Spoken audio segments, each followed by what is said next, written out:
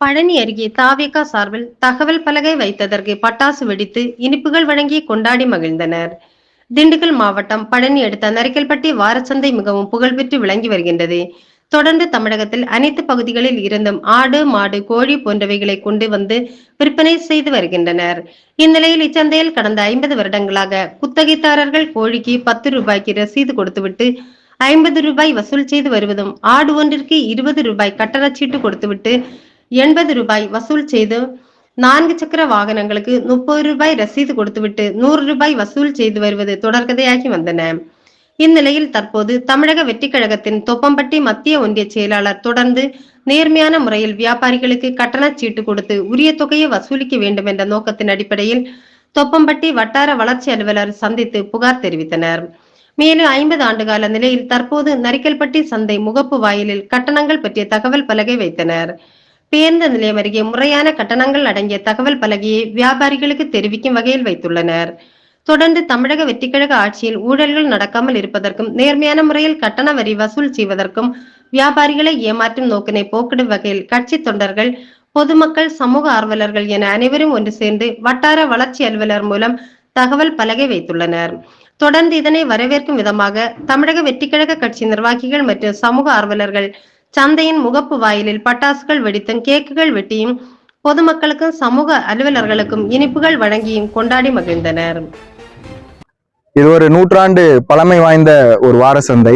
இந்த வார சந்தையில நீங்க பாத்தீங்கன்னா கடந்த 50 ஆண்டுகளாக சுங்கம் வசூலிக்கப்பட்டு கொண்டிருக்கிறது.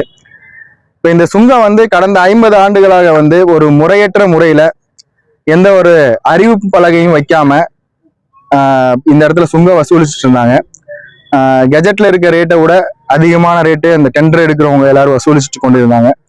இப்ப தமிழக வெற்றி கழகத்தினுடைய வெளிப்படையான மற்றும் நேர்மையான ஆட்சியில எங்களுடைய தலைவர் அவர்களின் ஆணைக்கிணங்க, எங்களுடைய ஊரக வளர்ச்சித்துறை அமைச்சர் அண்ணன் புசி என் ஆனந்த் அவர்களின் ஆலோசனைக்கிணங்க, எங்க மாவட்ட செயலாளர் எஸ் கார்த்திக் ராஜன் பிஇ அவர்களின் அறிவுறுத்தலின்படி இப்ப பாத்தீங்கன்னா நம்முடைய நரிக்கல்பட்டி வார சந்தையில இவ்வளவு நாளா நடைபெற்று கொண்டிருந்த முறைகேடு முற்றிலுமாக தடுக்கப்பட்டிருக்கு. எல்லா இடங்களையும் அறிவிப்பு பலகை வைக்கப்பட்டிருக்கு. இதுக்கு முன்னாடி பாத்தீங்கன்னா இதுக்கு கடந்த திமுக ஆட்சியிலும் சரி, அதுக்கு முன்னாடி வந்த அதிமுக ஆட்சியிலும் சரி, இந்த மாதிரி எந்த தகவல் பலகையும் வைக்கப்படவில்லை. முன்னாடி ஆட்டுக்கு 50 ரூபாய் 60 ரூபாய் அப்படின்னு 40 ரூபாய் அப்படின்னு அவங்களுக்கு எப்படி பிடிக்குதோ அந்த மாதிரி சுங்க வசூலிச்சுட்டு இருந்தாங்க. கோழிக்கு 20 ரூபாய் 30 ரூபாய் அந்த மாதிரி ஒரு கோழிக்கு வசூலிச்சுட்டு இருந்தாங்க. அதே மாதிரி சிறிய கடைகளுக்கு அவங்க 100 ரூபாய் 50 ரூபாய் 250 ரூபாய் வரைக்கும் கூட இங்க இருக்க கடைகளுக்கு அவங்க வசூலிச்சுட்டு இருந்தாங்க. இந்த மாதிரி ஒரு நிலைமையில இப்ப தமிழக வெற்றி கழகத்தின் ஆட்சி மலர்ந்தவுடன் நாங்கள் ஒரு கோரிக்கையை யூனியன் ஆபீஸ்ல பிடிஓ கிட்ட வச்சோம். அந்த கோரிக்கையை ஏற்று இப்ப பாத்தீங்கன்னா இந்த வெளிப்படையான தமிழக வெற்றி கழகத்தின் நேர்மையான ஆட்சியில ஊழல் லஞ்சங்கள் எல்லாம் ஒழிக்கப்பட்டு இப்ப பாத்தீங்கன்னா இப்ப போர்டு வைக்கப்பட்டுள்ளது, தகவல் பலகை விலைப்பட்டியல் வைக்கப்பட்டுள்ளது. இது வரலாற்று சாதனை ஆகும். இதுவரைக்கும் கடந்த 50 ஆண்டுகளாக நடைபெறாத ஒரு வரலாற்று சாதனை இப்ப நடந்திருக்கு.